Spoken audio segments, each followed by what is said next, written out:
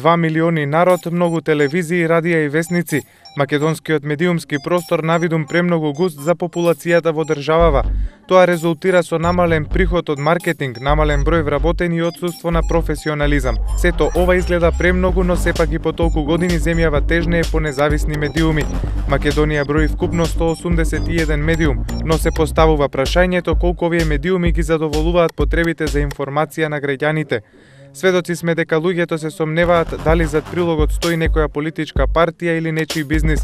Шпанските, турските, индиските серии го запоседнаа најголемиот дел од медиумскиот простор. Аналитичарите забележуваат дека во македонските медиуми преовладуваат извештаи во кои се шпекулира и има анонимни извори.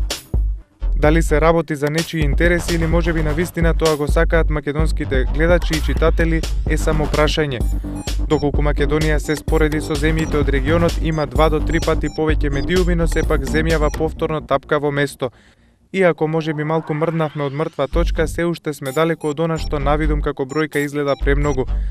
За да се добие приближно реална слика за одредена состојба во земјава, треба да се следат сите медиуми и вистината да се бара некаде помеѓу. Голем дел од весниците и телевизиите како да заборавија на основните начела и на функцијата што ја имаат, јавноста да ја информираат точно и вистинито.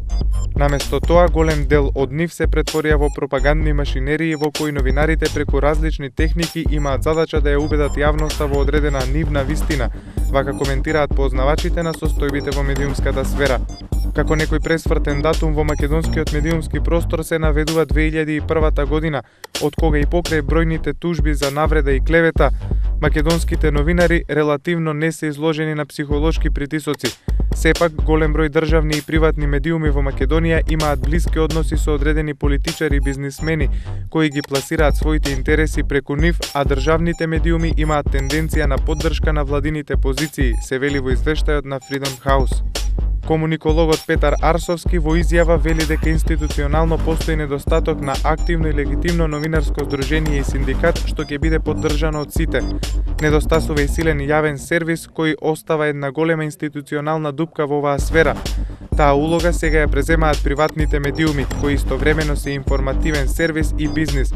И кога тие две работи ќе дојдат во судир, бизнисот секогаш победува и затоа институционално медиумите се во длабока криза и под силен притисок од бизнис интересите. На македонскиот медиумски простор пред месец дена се појави нов медиум, на кого главна цел ќе му биде навремена достава невистинска информација до секој граѓанин на државата. 24 вести е првиот и единствен медиум кој 24 часа има информативен карактер и ќе биде посветен на информацијата. Екипата на 24 вести ќе се обиде целосно да го задоволи гладот за точна, непристрасна и навремена информација. Најголемиот информативен тим во земјава 24 часа преку анализи, теми, емисии и истражувања ќе ве информира за сите случувања во светот и кај нас. Информацијата на 24 вести ви е достапна кога и да посакате.